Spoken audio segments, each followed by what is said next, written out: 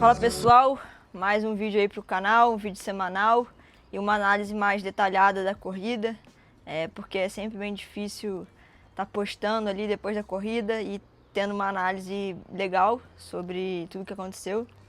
E com mais calma agora, eu consigo passar um feedback para quem quer saber, né?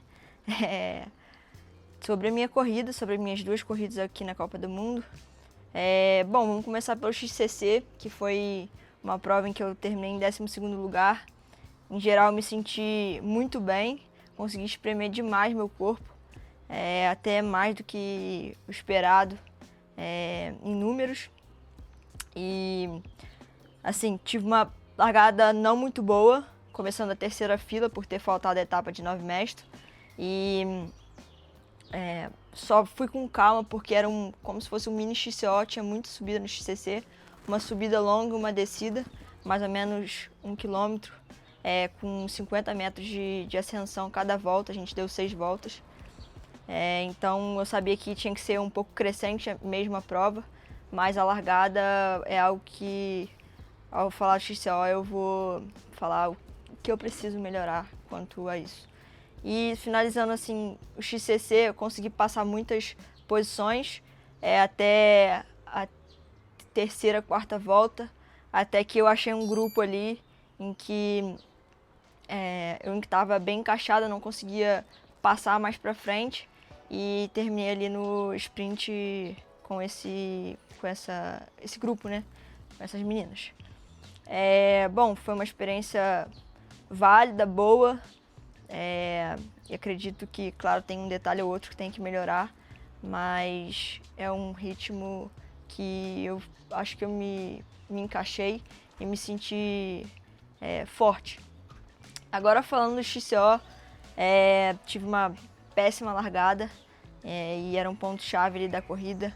O dia amanheceu chovendo, a gente treinou todos os dias na pista com sol praticamente.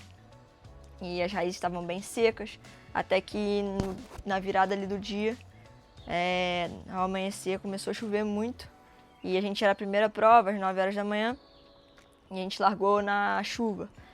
Foi um momento ali que eu tive que fazer muitas decisões, que às vezes dá uma balançada assim na pessoa, que desde pneu, usei o pneu Civir, ou Severi, da Max, 2.25, com 13, 14 libras. Acredito que eu poderia ter usado o Aspen atrás, pelas subidas serem bastante ingrével. E tudo bem que tinha um trecho de lama ali que ficava meio difícil de subir, meio inviável, mas era praticamente ali uns 200 metros. Então talvez seja algo que eu mudaria para a corrida, mas agora já foi. Enfim, e a péssima largada ali me trouxe, largando da segunda fila, me trouxe uma perca de tempo muito grande nas duas primeiras voltas. Na primeira volta tive que desmontar na primeira ponte e perdi cerca de 1 minuto e meio nessas duas primeiras voltas. Quando você está atrás, você não consegue ter o flow da corrida, por mais que você aplique muita força, você tenha números muito altos. Você não consegue fluir e dar velocidade, conectar as seções da pista ali. E isso foi algo que eu perdi muito tempo, porque eu vinha fazendo muita força na subida, passando até algumas meninas, só que na hora que chegava na descida, por estar com lama, enfim, tudo ali ficava muito mais tenso, muito mais travado. Perdia tempo, tinha que desmontar da bike e não fluía. Então, essas duas primeiras voltas foram bem difíceis, mas a gente não pode só tirar a parte ruim das coisas, né?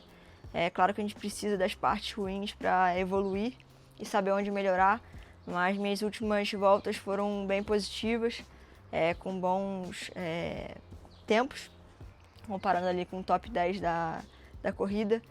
E posso me sentir, de certa forma, orgulhosa por ter terminado diante de tantas confusões ali no início da prova, ter terminado a prova ali resiliente e conseguindo dar o meu melhor o tempo todo.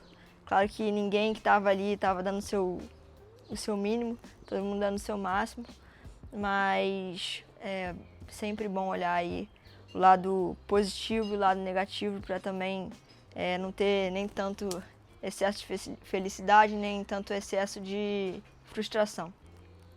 Então, porque senão a gente nunca vai estar satisfeito com nenhum resultado, sempre quer mais, quer mais. E não que isso seja uma mentalidade perdedora, mas eu acho que é fundamental a gente balancear tudo, todos esses pontos aí que a gente consegue absorver da corrida. Mas, resumindo, foi praticamente isso na corrida. Muitas raízes, subidas super inclinadas, deu uma média ali de 1.000 de ascensão em 5 voltas, para um XCO ali bastante pesado, né? E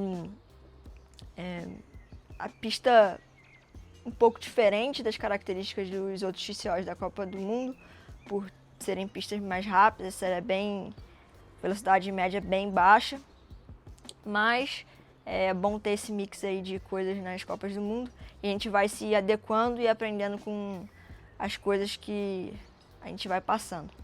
E é isso, galera. Obrigado por assistirem o vídeo.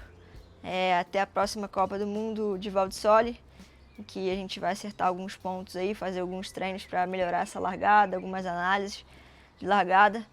E é isso. Me acompanha aí nos próximos vídeos. Se vocês quiserem saber algo a mais aí, coloquem nos comentários. E é isso. Até breve. Valeu!